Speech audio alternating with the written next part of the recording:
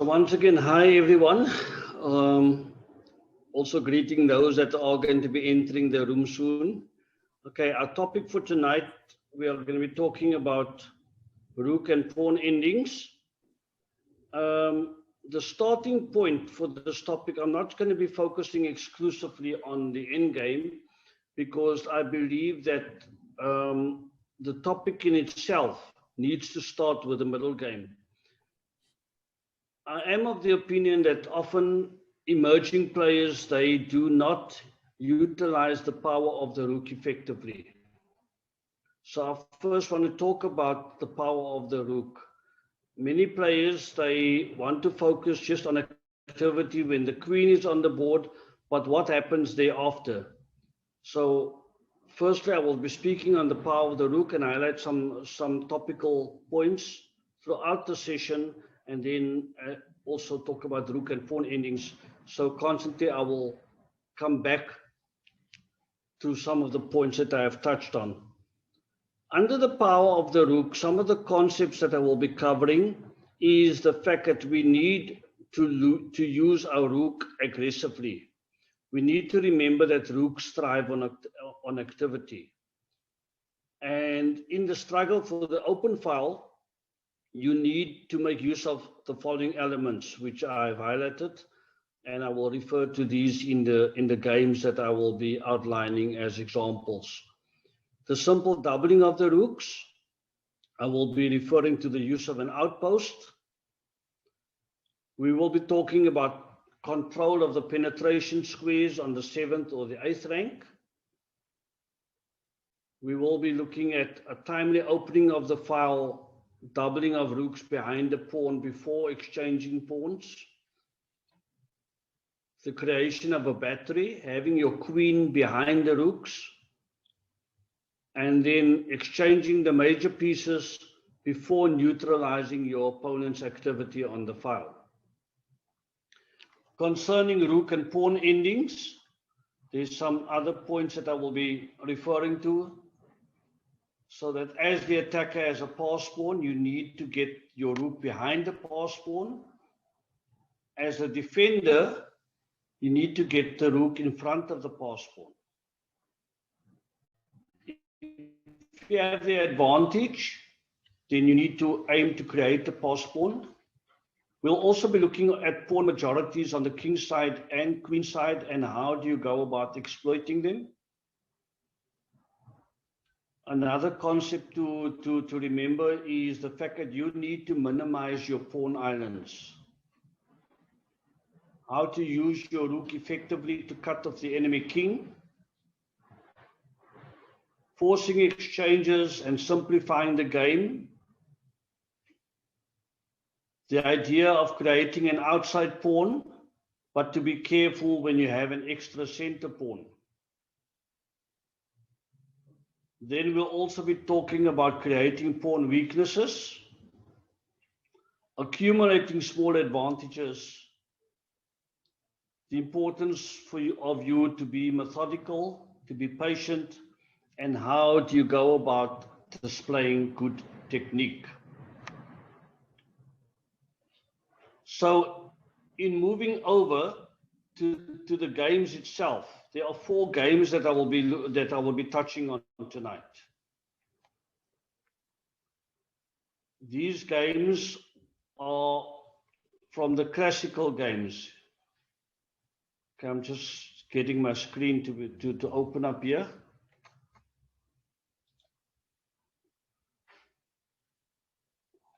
All right. Can you guys see my screen? Yeah, I can see it fine. Yes, Andrew. Okay, thank you. So the 4 games that I will be referring to, the first 3 games, believe it or not, you're going to be shocked if I tell you which year these games were played. The first game was played in 1890. Second one was played 1948. And the third one was played in 1897. All right. So I've chosen these 4 games because for each of these 4 games, there is a certain theme attached to it. The first game, played in in 1890 is between Tarash and Thorold. And the theme here for this one is the aggressive rook. If you recall a few moments ago, I said that we need to understand the power of the rook. And the first thing that we need to remember concerning the power of the rook is that rooks thrive on activity. So when there's an open file, you need to be the first one to get into that. When there's a semi-open file, you need to be the first one to take up position. Okay, so the active rook in this game helps to keep the opponent under remitting pressure. You will see that the white king and the passed pawn, they march methodically up the chessboard. As they move forward step by step, you'll see that the opponent's pieces are driven further back until they reach the very edge of the board. It sounds very dramatic. I almost want to say I'm starting to sound like Shakespeare with this commentary about this game, because this is what it's about. Chess can be very exciting if you have the insight to the game itself. There you'll see that the opponent, they can put up very little resistance, and the advance of the passed pawn just overwhelms the opponent completely. Now, when we learn about endgame principles, one of your first endgame principles is the fact that you need to centralize your king. And your king becomes a very powerful piece. So in this game itself, you'll see how white gets his king to march with his pawns, and how the king ends up supporting the pieces. Okay, the start of the game, I'm going to go very quickly until I reach a certain position. I think you all recognize the French defense as the opening involved. Knight B2. Mr. Boyce, do you recognize the variation? No, sir, I'm not very clued up with the lines. I just know that this is a line in the French defense here. I know E4, E6 is the French. Okay. The player playing white, this variation is actually named after him. It's the Tarash variation of the French defense. So next time you play me, be prepared for the Tarash variation. It's one of my favorite variations against the French. Okay, but so let's see how it pans out. So moving to move 6. The commentary says that black made a bit of a risky move by playing queen h5. The queen should actually have gone to d6. That is what is recommended. But let's see what happens. White made a bit of a strange move, bishop c4, attacking the queen. But that is not normal in the French defense. The bishop would normally end up on d3. And why I said it's a bit of a strange move, because there's already a pawn on e6 that is cutting off the diagonal. But okay, let's see how it worked out. I'm just going a bit further up. Now I want you to see that pawn on e5. Okay, something is going to happen later in the game. But e5 immediately, look at what white does with his very next move. Knight takes e5. Do you guys think that is an excellent move? Because if you look at it, it seems pretty strange, because just offhand you'll think white is losing a piece. But white in itself, 2 moves later, he's banking on the fact that he can put the pin, he can get the pin going, because the black king is still stuck in the center. Okay, so queen takes d1, rook takes d1, knight takes d5. So this is crucial. The early exchange is crucial to what we are busy about. Into what we're talking about tonight, the fact that, you know, we're going to be focusing on the rooks And the rooks, now that the queen is off, and now how are we going to utilize it? If you look at white's position now, we're only on move 10, but we already now have an open file. The king is still stuck. Black king is still stuck in the center. And look at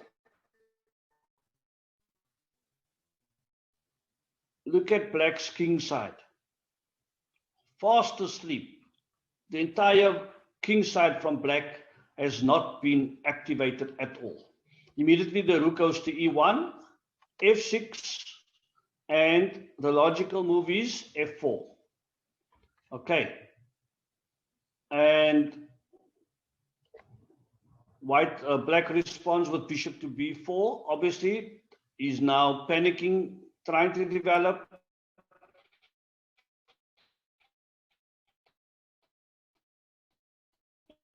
And also to gain a tempo. Black exchanged, the knight exchanged, and black now developed his other bishop to f5. F takes e5. And black did not take back here because it's obvious rook takes e5. Then his bishop on f5 will be under attack. He actually responded by queenside castling. Note that black is also attacking the pawn on c2. So because of that, white's next move is bishop to d3. Bishop takes and c takes d3. Okay. Good evening, Mumtaz. Mumtaz, the pawn on d3, what type of pawn does white have there?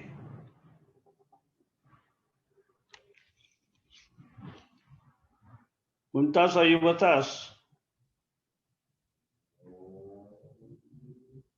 Leighton? Would that not be an isolated pawn? It's isolated, yes, but it's also backward. Backward. Right? Okay. So it was a bit of a risk that white took. However, if you look at it, immediately what you're having there is you have the open file on c1 for the rook to position himself, and then you're having the e file as well. Okay? Black's knight is still undeveloped.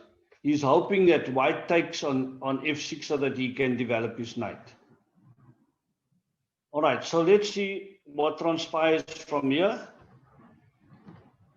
And there is the gain of a tempo with the intermediate check. King goes to b8, rook takes e5. Okay, so knight f6, rook c to e1, the doubling of the rooks. Here I want you guys to see that there is a sudden stronghold on the e file. Black's next move is highly questionable. Rook to e8. Let's just evaluate the position at this stage. They are equal in pawns. Both has two pawns on exactly the same files, A and B, G and H, also 2 pawns each, and each of them have a D pawn. So the pawn structure is very similar, except that the one has a backward pawn and the other one has an advanced pawn, but they're isolated. Both have knights, but white has the doubling of the rooks on the e file. Now, the suggested move was to play knight to d5. It will actually be in white's favor if black should exchange both rooks. But at this stage, I'm going to ask, if you look at this position, who do you think is better off, white or black? Considering the endgame.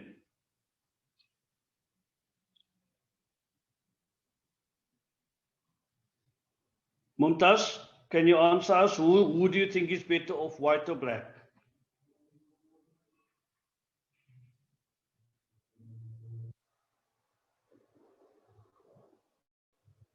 Is Mumtaz here? Ritan, what do you think?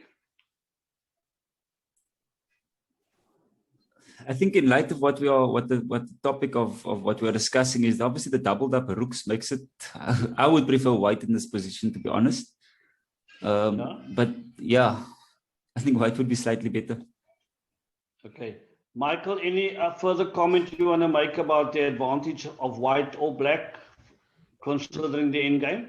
Yeah, I would think white is a lot better, yeah, because the pawn on d4 of blacks could potentially be weak if we trade all the rooks and then can bring our king to the center quickly.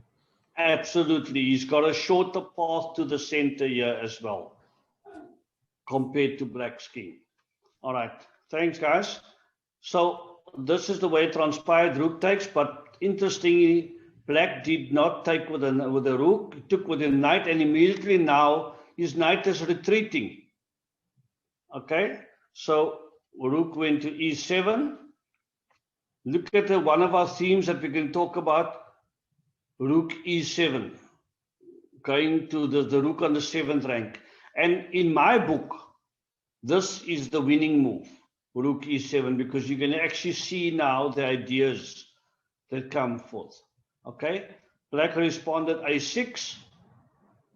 I want you also to notice the fact that with the knight on e8, the black rook on d8 is tied down to the defense of the knight.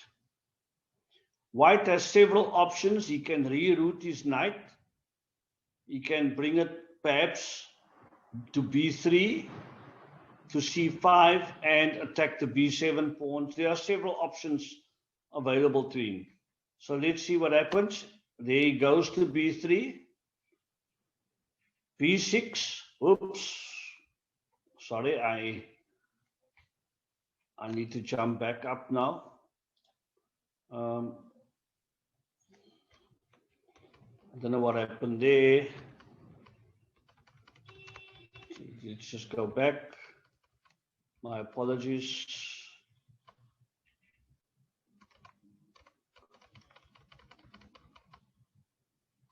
Oh.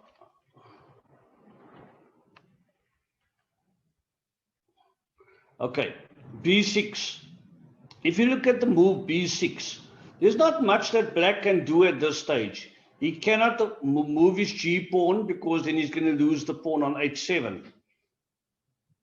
Here he's actually now creating weaknesses, but his rook is tied down to defending his knight, and at the same time his knight cannot go to d6 because then he loses the pawn on d4, and the knight could go to f6, but then he loses the pawn on g7. So he's got a bit of a conundrum there, and so he's forced to create weaknesses on the other hand as far as his pawn movements are concerned. So look at knight takes d4. I don't even think that black for 1 minute thought about this move. He just assumed the pawn is covered, that's fine. And that's why he went about playing b6. Suddenly, there we go, accumulating a pawn advantage. All right. And now let's see how black responds. And rook comes back to e3. The commentary suggests that white should actually let go of that d3 pawn, and he should have gone rook e7 check, and then go for the g pawn and possibly the h pawn. But there's a reason why white chose the d3 pawn. Why he chose to retain it. Okay. When we go back to our checklist later, we'll see. We'll revisit some of the points. Okay, there the king comes closer. Moving from plan A to plan B, attacking the h pawn and creating more weaknesses. And there, white has achieved, he's got his king on e3, king is attacking the rook, but moreover, he's now got his d3 pawn defended, and his rook now is free to move and to attack elsewhere. Okay? So after king e3, the black rook is forced to retreat to d6. There we go, d4. And now you guys are actually going to see the technique that white employs by forcing the rook back. The rook and black's other pieces are actually, they are crowded. They're limited for space. Gets the check in, but he's actually just helping white's scores. Once again, the rook has to come back to defend the different weaknesses. You'll see now, with the pawn advantage, white attempts to exchange pieces. And he does this about 4 times within the game. But black does not want to budge at all. He knows that he needs to hang on to his rook, because ultimately, guys, in the end game, one of the critical principles is if you are behind in material and you have a rook in the end game, you need to hold on to that rook. You need to make it more difficult for your opponent.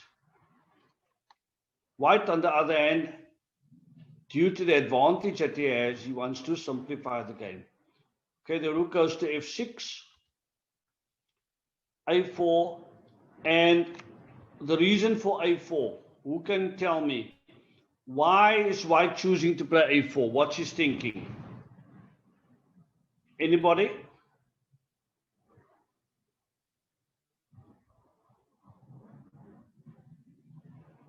Even though the commentary suggests rook to g5, but why choose to play a4?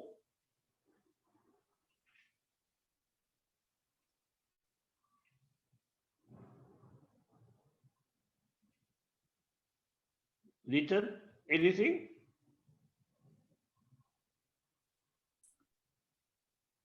I think, I don't know, the one I would think of is he's trying to limit the activity of black on that side for pushing his pawns. Yeah, when I look at it as well, I'm looking now long term. If I'm thinking about the king possibly coming up, you've got your b5 and your c5 squares on lockdown as well, for that king can't come through on that side. But yeah, I'm not 100% sure, Andrew. No, absolutely correct. Wanting to stop the b5 advance. If he pushes it now, he's going to lose a pawn. So he's kind of limited to playing a5, which will then create a further backward pawn on b6. All right, so he's limiting it. And interestingly, you'll see white is looking at both sides of the board. He's creating weaknesses on both king side and queen side. He's constantly thinking and he's constantly creating activity. Okay, rook comes back to attack the pawn. So the only way that white can go about to defend is to retreat his rook to e2. Either black exchanges or he's chased back, and he chooses the option of going back. And now b4. So look at those pawns dominating into black's half of the board. Okay, there the rook goes to e5, and now you're going to see switches happening. Immediately rook to g5. It defends the g2 pawn while at the same time attacking g6. Black's rook is each time he's forced to come back and to defend. That rook is overextended in terms of defense, and now patiently white's king marches forward. Once again, an attempt to exchange. Black refutes the offer. Okay, look how that pawn and the king is marching and how they are supporting that white rook. All right, once again, we'll see the king now obviously going to go forward. e5, key square, and this is where black should actually have decided to quit. Talk to me about d6. Surely that is giving away a pawn for free. Is that a good idea or what? Michael? I think there's some tactics, yeah. After rook takes d6, we get rook f7 check, and then our king is more active. Yeah. Rook f7 check, which will then sacrifice our rook. We take the rook back, recapture the rook on d6, and you have a shorter path to the b6 and a6 pawns. Okay? Thanks for that, Michael. So he doesn't take that, and there the king is driven back. Once again, the rook is on the 7th rank. That is just to chase the king further away. Wasn't very necessary, but he's now going to force the exchange of rooks.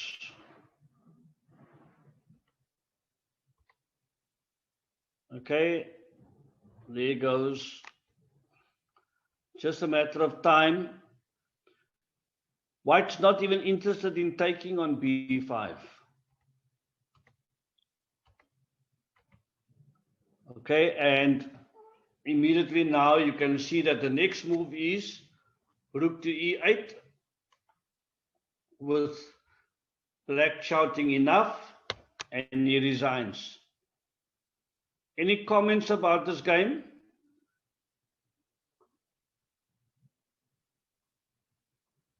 I just want to go back to to what we said at the start. If you think of the game, guys, wait, I didn't share it. We just share that screen with you.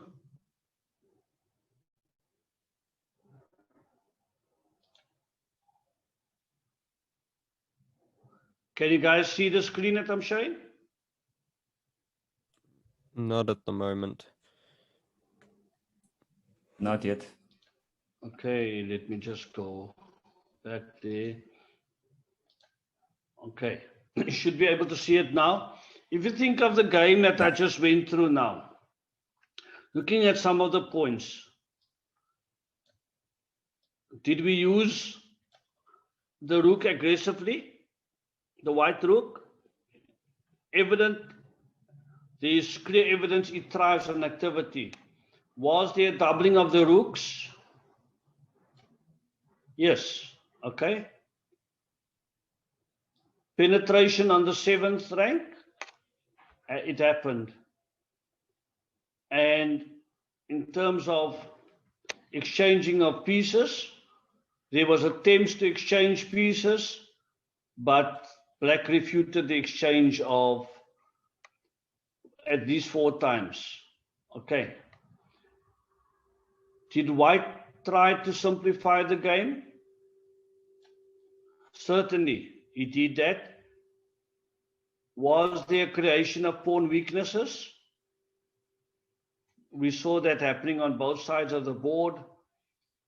And there was a small advantage of the d3 pass pawn.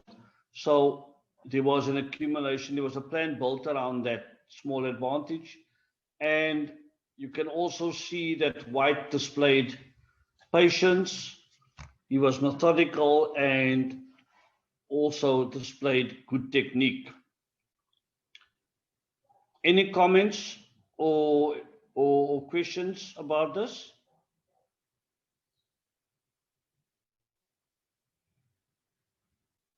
Mumtaz, is there any question or comment from your side? Okay, Leighton? Yeah, I think what stood out for me was, I think there was the time when the rooks were doubled up and black played rook to e8 following the exchange of a single pair of rooks. And then he recaptured with a knight, and with the rook going to the 7th rank over there, he basically tied down that knight and that rook with one piece, allowing his king to obviously get the activity that it wanted. So that's probably the main thing that stood out for me. Yeah, I agree. The rook to e8 move from black was, for me, it was very, very poor. Black had been lacking in development, and now that he's just developed his rook, he actually developed it straight to be exchanged and so forth, which meant that he still had an inferior position. All right, let's go to the next one, our second game.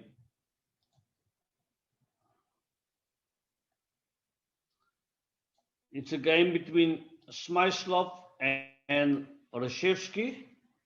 Game played in 1948.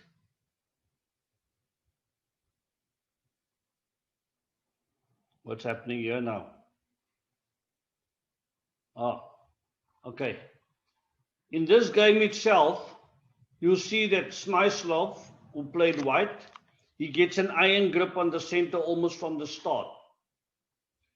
He tightens the grip move by move, made famous by Tarrasch. Tarrasch, as we saw in the previous game, he was very clinical. He used to strangle you like what we would say slow poison. Okay? Tightened the grip gradually, was very methodical in that. And Smyslov emulates Tarrasch. Something has to give way, and it turns out to be a pawn that weakens and cannot avoid being captured. So now we see that once Smyslov gets ahead, even if it's just a pawn, he tries to simplify the game and bring it to a quick ending. All right. You guys, I'm sure you'll immediately recognize the opening as the Ruy Lopez. Okay, bishop a4. Next move is very interesting. A move commonly played by Steinitz, as in the Steinitz variation of the Ruy Lopez, but white actually does a bit of his own variation. And so we'll see how it works out. I'm just going a bit fast quickly to get to a certain position here. Knight g6, knight to c4, bishop e7, and then they castled. Knight to e3, bishop f6. All right. So at this stage, would you say has the advantage white or black? Or can we say that the position is equal?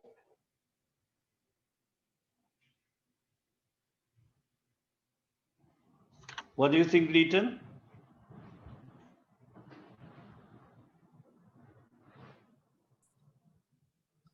For me, I think it looks equal to me. But if you ask me which position would I prefer, I'd prefer white, just for the mere influence that he has on the center. I agree with you. Equal, yes. White. What I like about white's position is look at that bishop controlling the f7 diagonal, b3, f7 diagonal there. Okay, there is some opportunity, although it's not that clear cut, but certainly at this stage it is equal. But with white's next move, you'll see white getting the advantage. The exchange of the e5 pawn. Bishop takes, knight takes, knight, then the d pawn takes. Black doesn't want to exchange with his knight on c6. Now, very interesting. Queen f3. Just look at the opportunities created by this move. Immediately with queen f3, white's idea is to get his rook to d1. You guys see that? However, there is also another angle. There's another opportunity. I want you guys to consider knight takes c7. Okay. So Michael, after knight takes c7, queen takes the knight on c7. Look at the queen on f3 and the bishop attacking f7.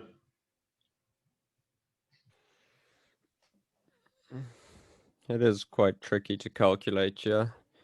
I was trying to work out after king h7 if we can go something like queen h5 or something to attack the knight, but I'm not sure. Yeah. It feels like there definitely is something, yeah, though. Yeah. My recommendation would be, Michael, interestingly, after knight takes c7, queen takes, you shouldn't take bishop takes f7, because then you're going to, if you want to target the rook, because then you're going to be giving off your bishop and your knight, two of your attacking pieces, Leighton, for the rook. If you take f7 with your bishop or with the queen, instead of taking the rook, you can take the knight on g6, which will be hanging. What do you think, Michael? What about king h7 after we take on f7 of the queen? Yeah, you could do that. If you go king h7, yes. So instead, first take bishop, take the f7 with the bishop, f7 pawn with the bishop. If the king goes to h7, then you play queen h5. Yeah, this is what I said originally, but I'm not. Yeah. Now. But like you said, it is tricky. Yeah. There is also then an opportunity for a possible sacrifice on h6.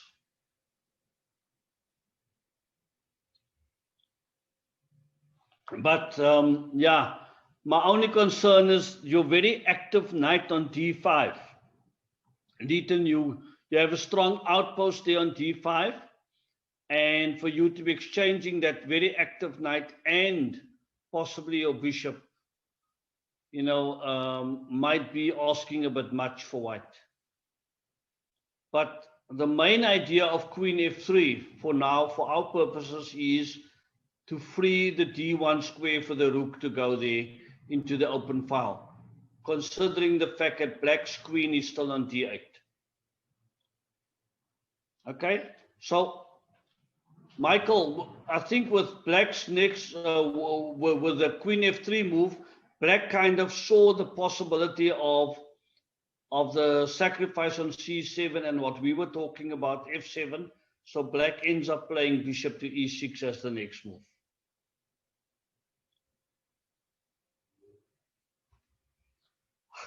Okay, so continuing from here, rook to d1. And if you guys in this position, you can see that strategically, white's game is superior. His knight is dominating the center.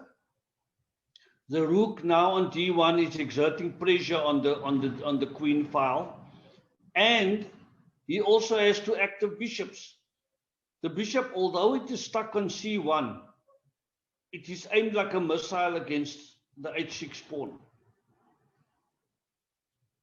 Okay, and so too the b3 bishop is very active. So let's continue from here. Bishop takes. Rook takes d5. You might say to me, maybe bishop takes d5, threatening bishop takes f7. Okay, but the rook in itself is more active on d5. Certainly not taking e takes d5, because then you're actually cutting off, you're closing off that d file. Queen goes, oops, where did we go now? Why am I doing this?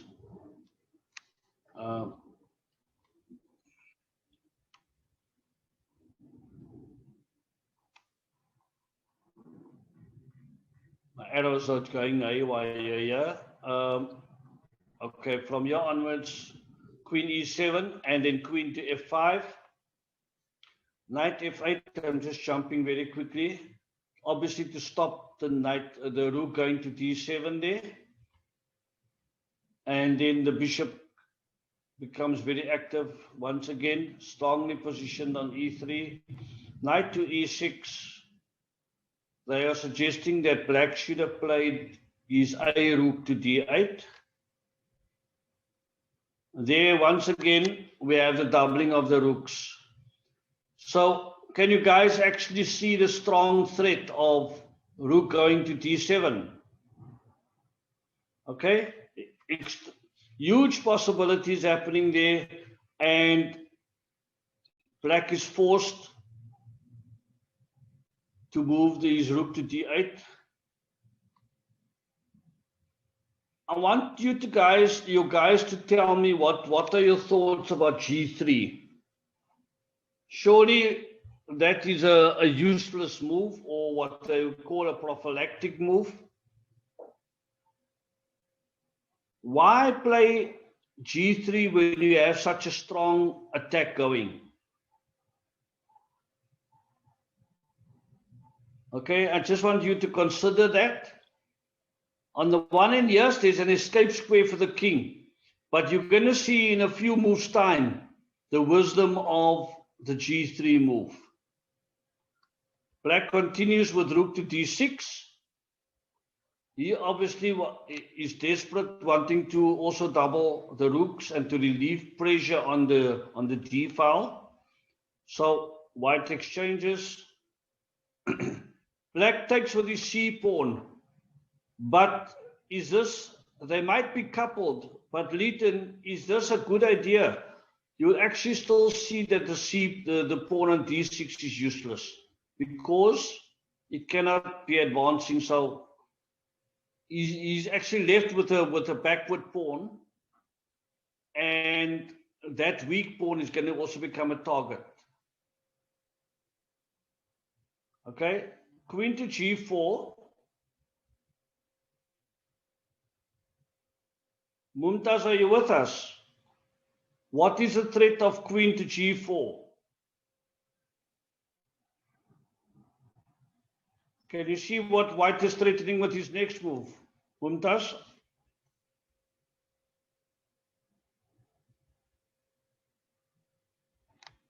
Doesn't look like Mumtaz is around, is with us. Takutsa. Good evening.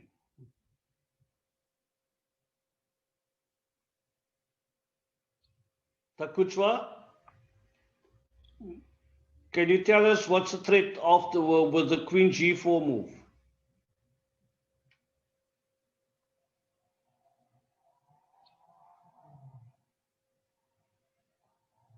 Oh, I don't know if Mumtaz or Takutswa can hear us.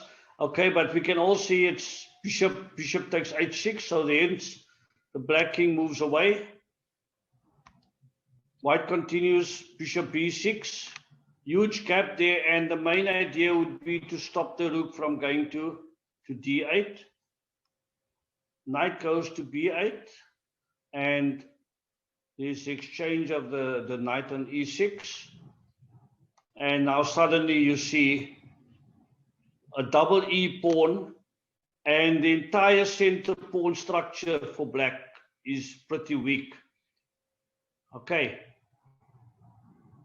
Now, coming back to that earlier move of g3, that move is made it possible for white to play the next move of queen h4. Because now the queen is protected by g3, and the idea is to force an exchange which will rid the board of black's queen, because the black queen is the only piece that is defending these center pawns at the moment. Okay, so black does not exchange, chooses to play queen to d7. Queen d8, even better idea for white to force the exchange. Instead of having the double pawn, the h pawn now, he forces the exchange and is then still attacking the weak d6 pawn. Knight goes to d7, bishop comes back to c7, And both those pawns are easy targets because they're on dark squares. And the bishop on c7 is very strong. Okay. White takes on d6 with the rook and not with the bishop.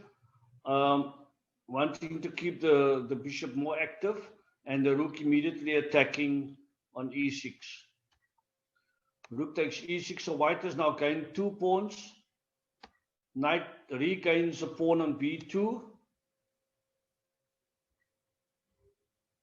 And just going forward, there's the fork on c4, but with the advantage, white has got a 2-pawn advantage, so white is pretty happy to exchange. Black is actually making it easier for white now with the exchange of the bishop and the knight. Rook takes c3. It's just tit for tat at this stage. White gives black some hope because black is kind of excited now that he's developed an A pawn. Okay, at this stage, let's just look at what white's idea is at this stage. I always tell my students that at any time in your game, you must have, when you're planning ahead, whether it's 5 moves, 10 moves, or 3 moves, but you need to have this idea that this is the position I want to attain in a few moves' time. So white's plan is that he wants to get his rook to the best position on a7 to monitor the A pass pawn, and it will also dominate the 7th rank. By dominating the 7th rank, he is stopping the king from coming out unless the king goes h7, g6, and so forth. Okay? He wants to constantly keep the A pawn under attack, and no matter how far it advances up the file, you will see that white's king will also advance under pawn shelter. The pawns on E, F, G, and H, they will be sheltering the white king so that black cannot easily be getting that rook check in order to promote his A pawn. Okay, so that's the basic idea there. King to G2, there the advance of the pawn start for white, and his king shelter also is in place. And now instead of playing f3, white chooses to play king f3, chasing it back, and now he brings his king back closer so that he can also have the option of attacking the A pawn together with his rook on the A file.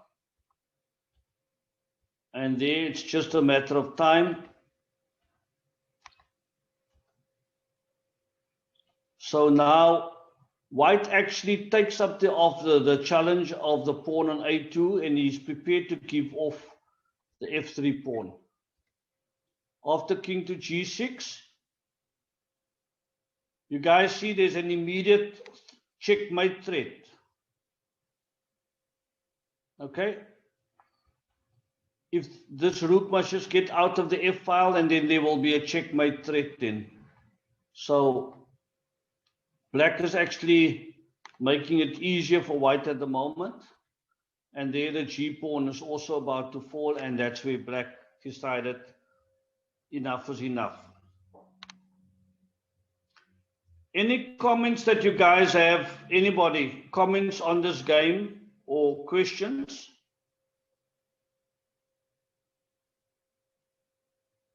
Leighton, any comments? Besides the fact that black should have resigned long ago, yeah, that was quite interesting. Yeah, I was a bit confused when the light square bishop of white exchanged early in the game. But I mean, in light of what we are studying now and what we're going through, it makes sense. I mean, there's obviously an advantage that could have been pushed, and white obviously took advantage of that. Gave black a slight bit of hope, but I mean that A pawn was never going to go anywhere. So yeah. When he took the knight on e6. Yes, I was a bit. Yes. I don't know if I would have done the same there, but I mean, that's probably why I'm not a grandmaster. Yeah. Okay. Any other comment? Yes, the idea of giving him some hope here with the A file was also a bit of a challenge. I might not have done that. Yeah, I agree with you. But the idea of the pawn shelter and the way he kept his focus here, he had a clear plan throughout. Yeah, the exchange of the e6 is also questionable. The e6 knight, I agree with you. But basically, having those central pawn weaknesses, the e double pawn and then the backward pawn on d6, I think that was key. Let's just visit our key concepts idea once again. We saw outposts coming through again. We also saw initial doubling of rooks happening. And certainly we saw the idea of penetration on the 7th rank. Okay, let's go down. Pawn islands. Certainly, if you think of it, white had much less pawn islands than black. All of his kingside pawns were connected. Black had those doubling up pawns and the backward pawns in the center. He had at least 3 or 4 pawn islands. Okay, you also saw how white effectively used his rook to cut off the enemy king. He forced some exchanges and also targeted weaknesses. Okay, so any further comments about this or questions for you guys? Guys, I think I didn't share that screen with you now, but it certainly is a repetition of what we had earlier. Any comments or questions before I move on to the next game?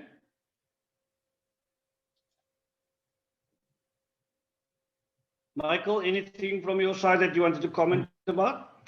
I don't have anything to say. Everything was covered quite well, I think. I do like how white had a lot of dynamic advantages that game, and he was able to trade them into a strategically winning position, which he won with good technique.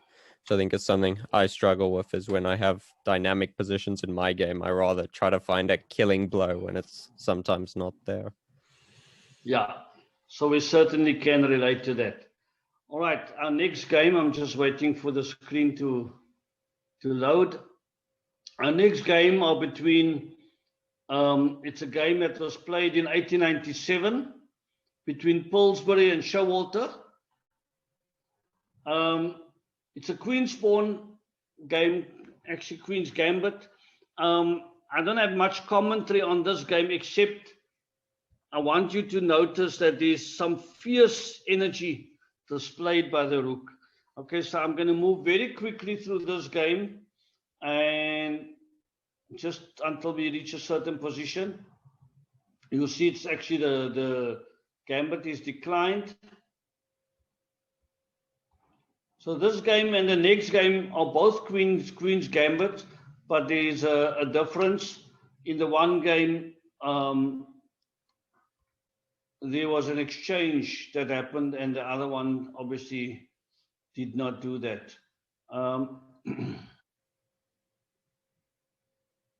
I want you to see Bishop B1 is pretty key at this stage, and white chooses to go Bishop B1. He's already got his rook controlling the half open C file, and the idea is obviously to want to bring his queen to D3 at a later stage. Should the knight on D7 move away, white can then just easily exchange the knight on F6, and then we take it from there. Okay, black immediately goes for the E4 square, hoping to exchange on G5.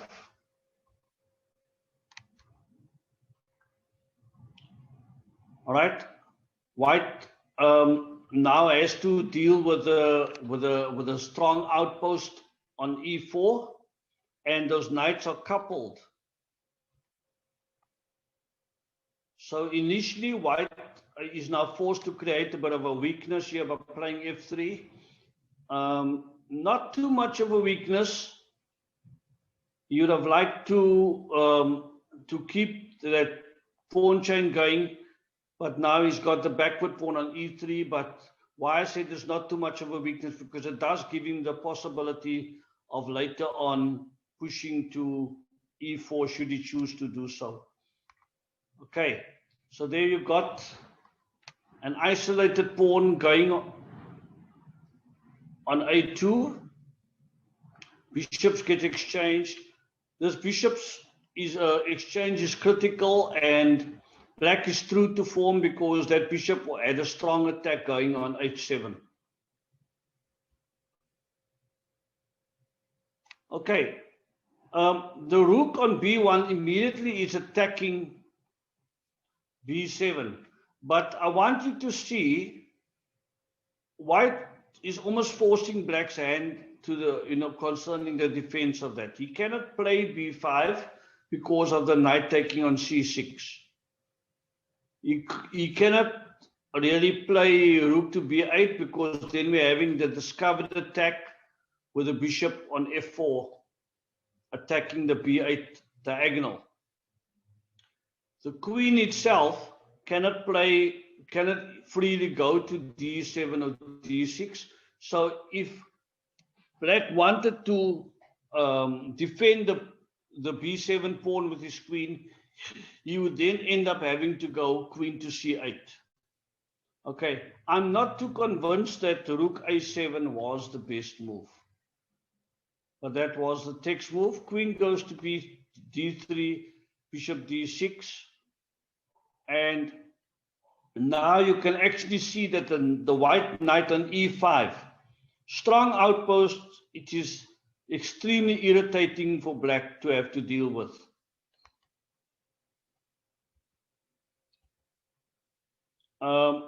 G5,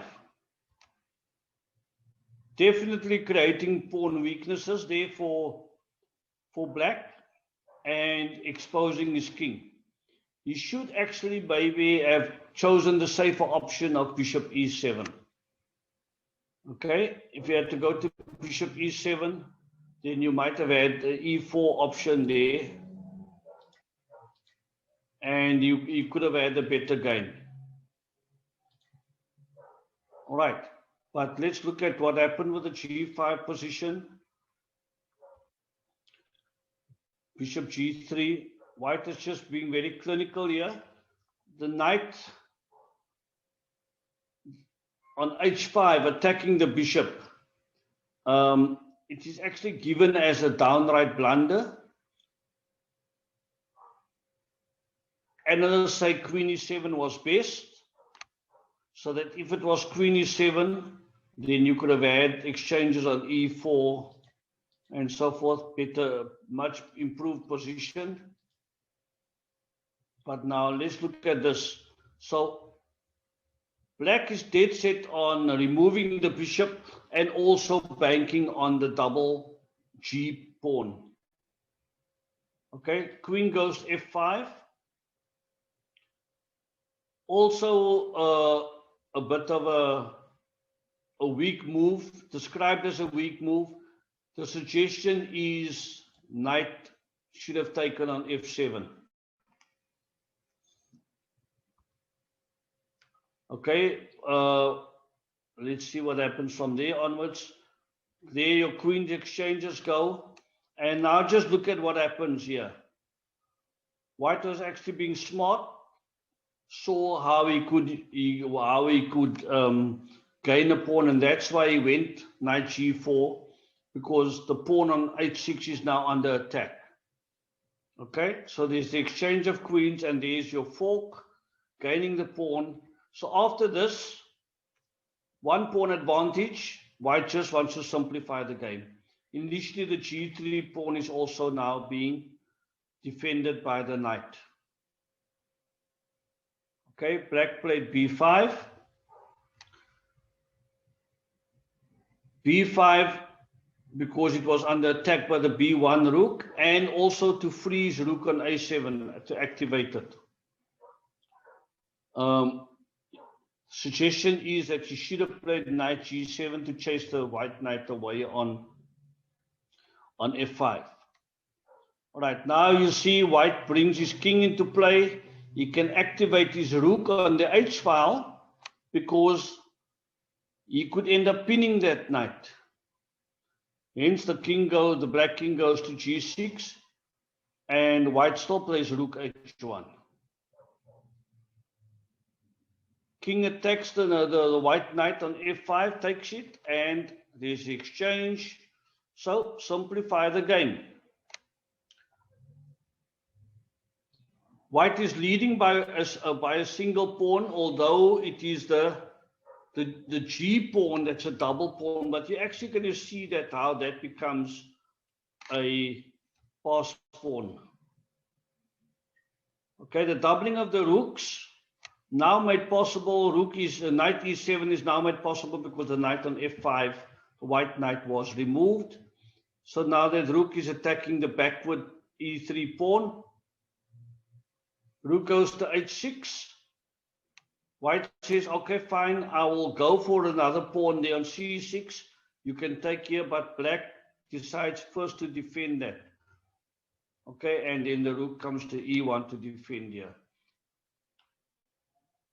It's a very subtle move that white makes, rook to e1. Very subtle move, but it will bring about the exchange of rooks. Because at the moment, even though white has one pawn advantage, the fact that there is a doubling of rooks, it does not mean that the game is so clear-cut.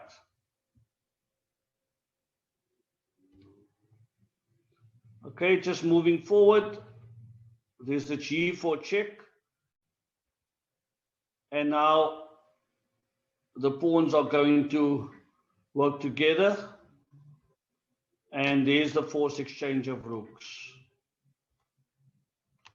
Okay, so it's a very, very simple game for white now.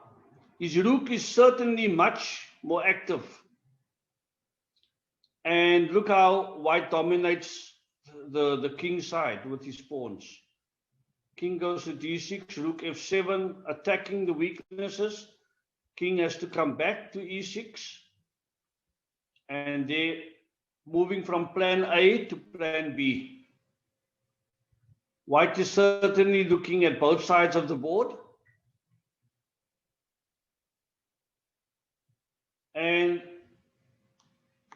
the rook takes a5. It is described as a weak move.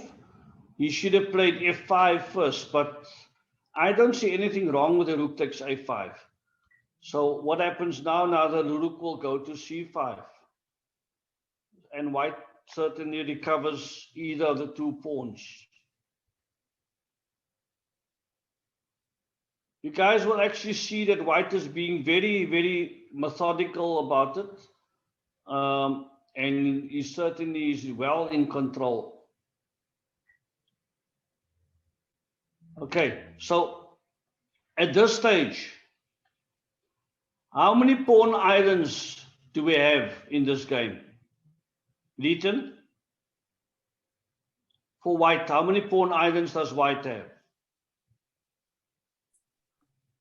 There's an island obviously on the A file and then as well on the G file. Okay, but you're going to need to count the double pawn each as a pawn island. Okay. All right. It would be 3, yeah. 3 as opposed to 1. So on the one hand, I said earlier, you need to minimize your pawn islands. So you could then say that white is worse off in terms of pawn islands, but he is compensated due to the fact that they are passed pawns. Okay, black on the other hand also has passed pawns that are connected, but let's see how the game pans out. Look at the rook on e3, clearly cutting off the enemy king, so that the king cannot end up stopping the G pawn. Okay, white on the other hand still focused. He's not giving away that A pawn easily. So his rook is also now protecting it. Rook behind the pawn concept, rook behind the pass pawn concept. Okay, the attacker being white, so he gets his rook behind it. And there we go.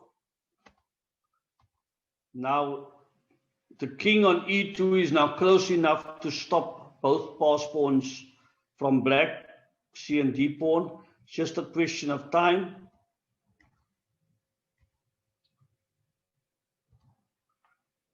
And the A pawn is also being focused on at the same time. And once again, the theme of rook on the 7th rank comes through. Very critical, and that in itself is the final straw. Okay, keeping the king at bay and at the same time pushing the other pass pawn. So now, which pawn is black going to stop? A pawn or G pawn? Okay, so that's the key one. And now you can actually see rook b8 coming.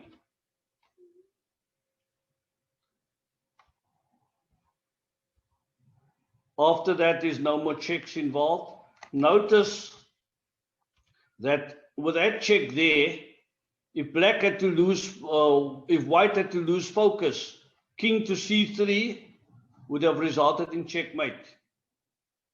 So it's important not to be hasty. You need to keep on focusing throughout, even though it seems like it's over one game. Okay, and there's your sacrifice.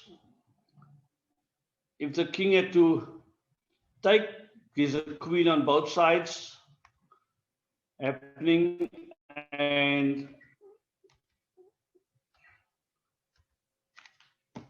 enough. That's when black cried enough. Okay, once again, let's come back to our checklist.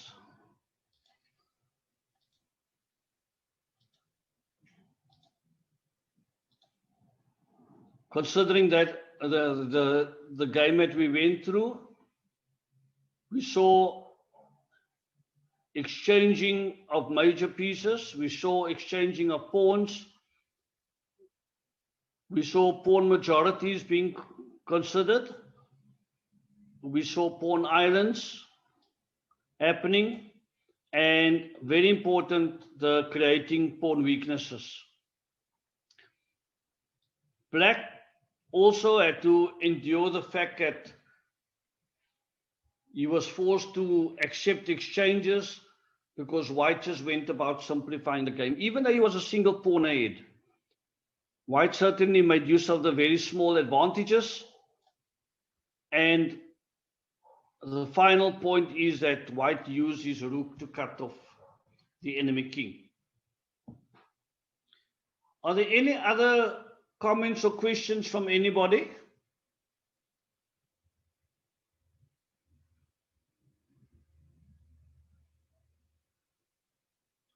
Anything that anybody wants to highlight?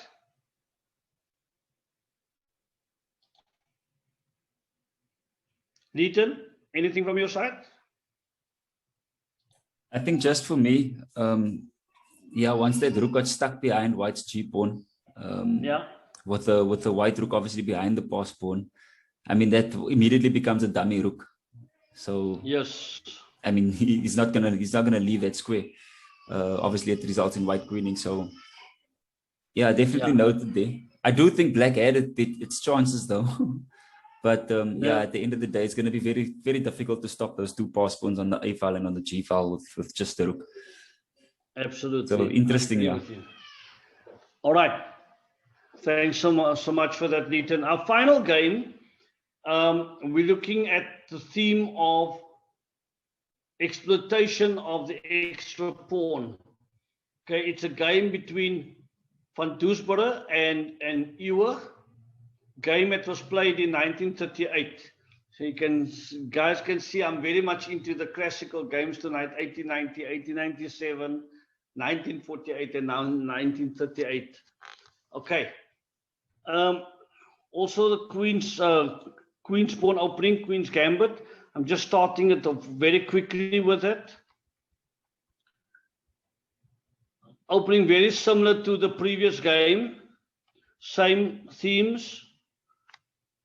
Earlier you saw that white had captured on d5. In this case now, black eventually took on c4. And earlier you saw the bishop on e7 did not exchange. The bishop on g5 did not exchange on e7, but came back to f4. All right. In the previous game also you saw knight takes c3, white took b takes c3, and now he chose to take it with his rook. If e4 pawn, you might say, it looks good. Strong attack, he's forcing a backward pawn and he's dominating the center. But let's see how white manages to take advantage of that center pawn. How he manages to attack him. So now constantly you're having to count number of attackers, number of defenders. Okay, white has just moved queen to b1. Together with a knight on d2, you have 2 attackers and you have 2 defenders with a queen on e7, knight f6. So black is not too worried. The script says that rook d8, the current move was a bit of a weak move. He should have played g6. Oops, why am I doing it again?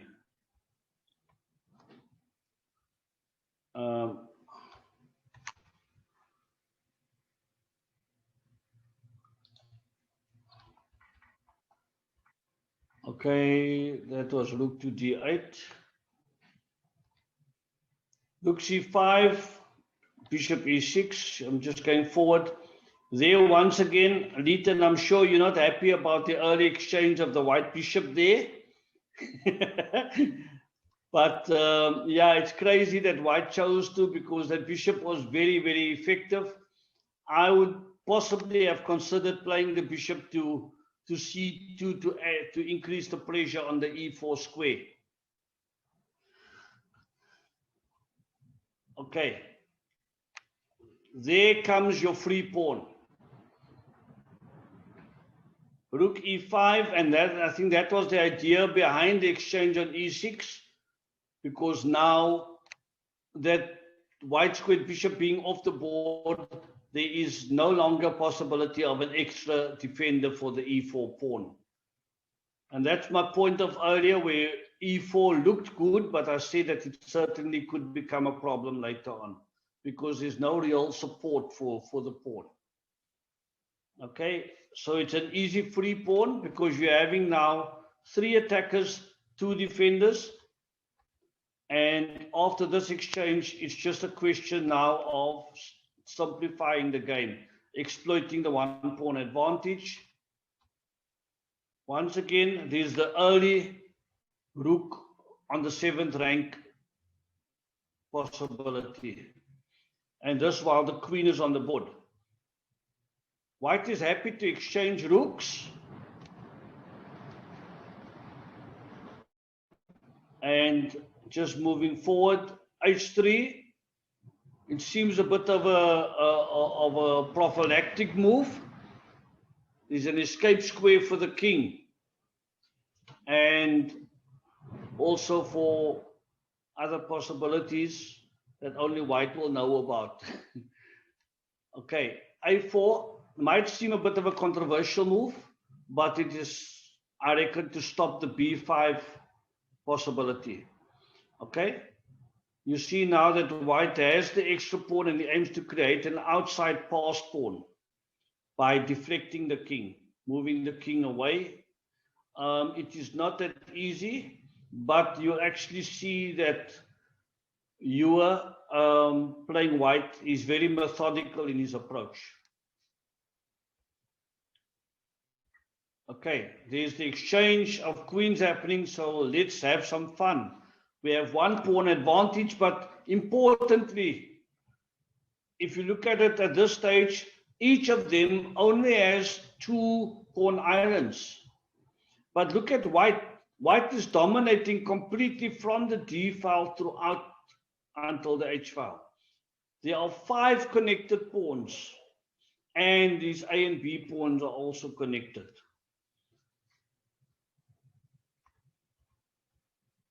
Okay, trying, because of the 1 pawn advantage, Rook C5 is designed to exchange rooks. Black does not want to accept the offer.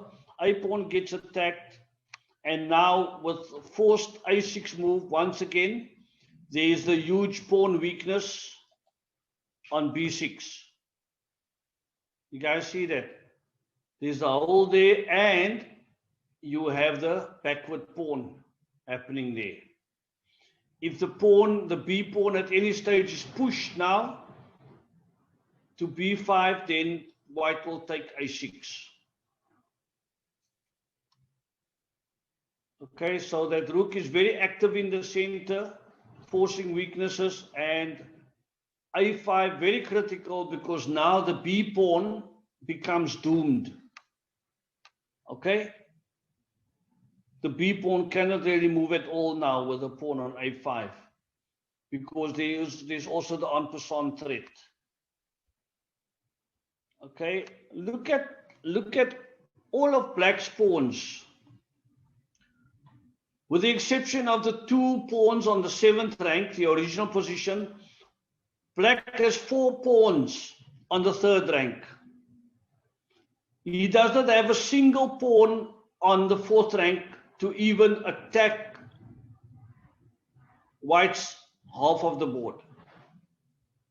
So there's total dominance of the center, total dominance by white's pawn structure. And his rook is much more active.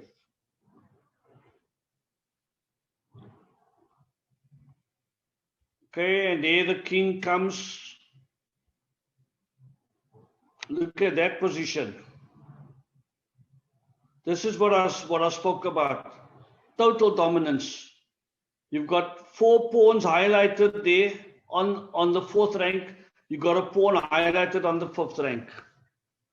Overwhelming center control. And this is the theme of this game, exploitation in the center, using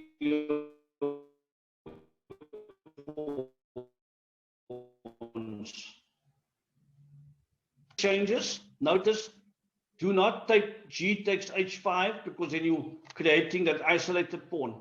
But now once again, Rook takes H5, attacks the H pawn. The black king is being forced to the side of the board, to the G6 square, and the white king is going towards the center. There's a plan A and a plan B in progress. The idea of creating more weaknesses and more weaknesses and more weaknesses. Once again, just look at that. After E4, you again got your four pawns running together there. It's almost like they're storming the line. They're marching together. They're conducting their joint onslaught. Okay, let's just go faster. I'm getting excited here. And there's your pin also. H6 is also being doomed. Rook takes, king gets back to G5, but simplifying the game, king side has been sorted out. We still have our pawn majority, and we're having 4 pawns on the 3 pawns on the queen side, but our king is much more centralized, and we're having a center pass pawn. Okay, just gaining a tempo there. Even before playing b4, white could have considered to try and force the exchange of the rooks, but by playing rook d6, but it's not really necessary.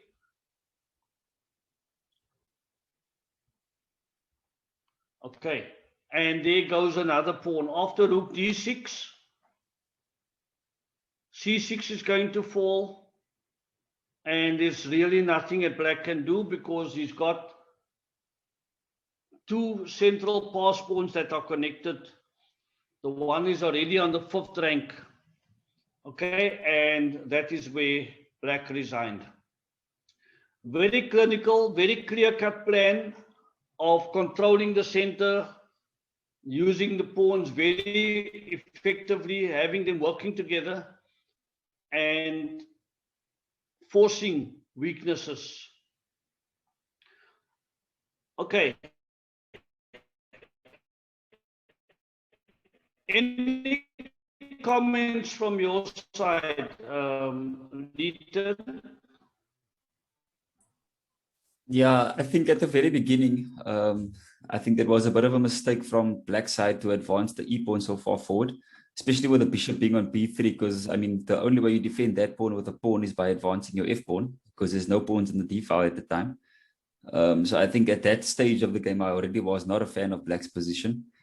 But yeah, this game it made a bit more sense with the bishops exchanging and the rook coming to e5 and picking up that e4 pawn of black.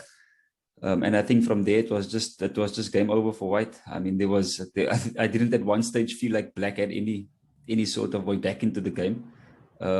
Yeah, very thoroughly executed. The overall, just I mean, if I was in black's position over there and I had the white pawns on g4, f4, e4, and d4, I would have thought to myself, hey, I'm going to save myself the embarrassment and just resign. And then another thing was with the pawn movement as well, in light of the exploitation factor that we're discussing. I mean, that a5 move from white, just locking in that b7 pawn over there as well, just caused black some extra headaches that he didn't need to have at that time. So yeah, it was just a matter of time for me before white just wrapped it up. Sure. Thanks for that. Michael, any comments from your side about this game? Not too much on the game. I think it was obviously that e-pawn did get a bit overextended, and white kind of ended up with kind of a dream reversed French where he could just had everything he wanted. And then obviously great endgame technique to convert it without a sweat, which a lot of these chess players from the previous generation seem to have incredible technique. But I don't have too much else to add. Okay, thanks for that. Mumtaz, are you with us? Anything that you want to add?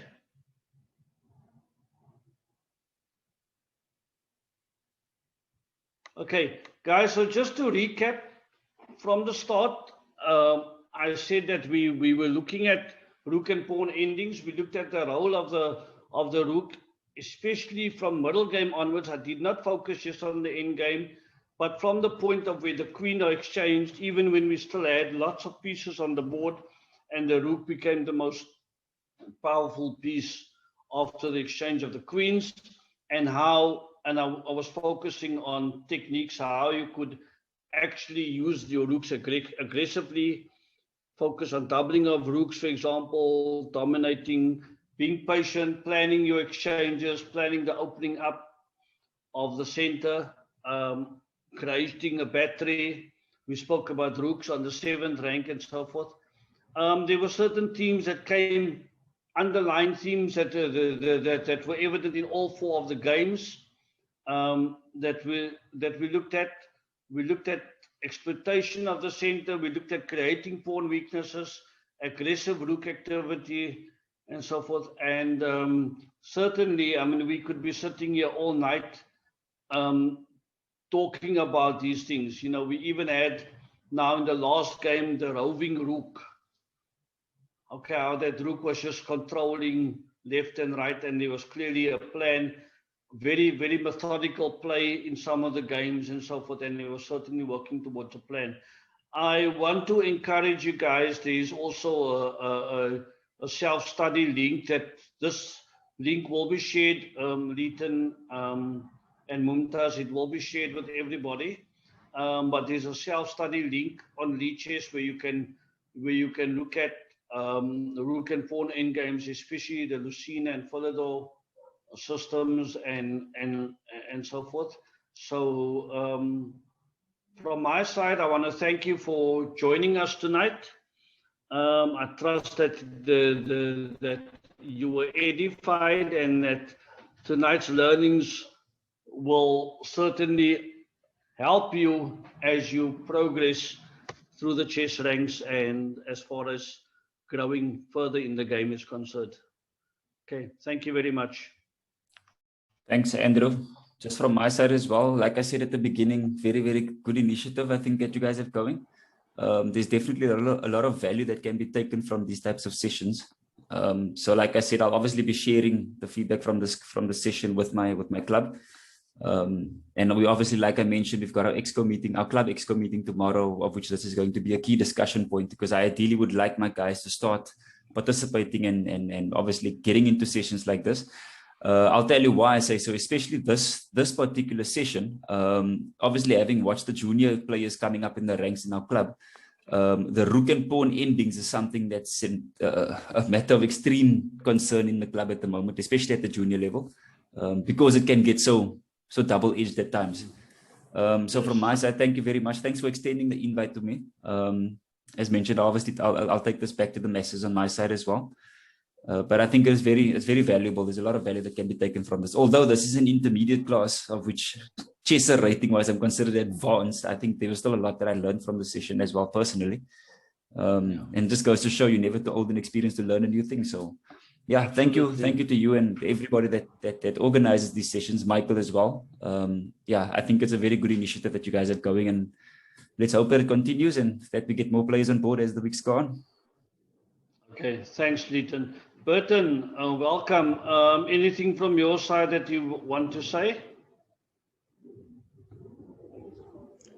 Thank you, Andrew. Yeah, no, I think we must also think that Leighton is visiting and coming to see what it is that we're doing. Maybe we should also extend the invite to him for the Thursday session, that he can see what that is also about. Yeah, I agree. That would be great, guys. I wouldn't say no. It would be awesome. Okay, thanks very much. Thank you, Michael, also for your assistance. Yeah, thanks for the session. It was instructive. All right. Thanks so much. Thanks, everyone. Okay, bye-bye. Cheers. Bye-bye. Michael, you are the host again, eh? So it's fine. Yep, everything is good. All right. Thank you. Okay, Bye. have a good evening. Bye.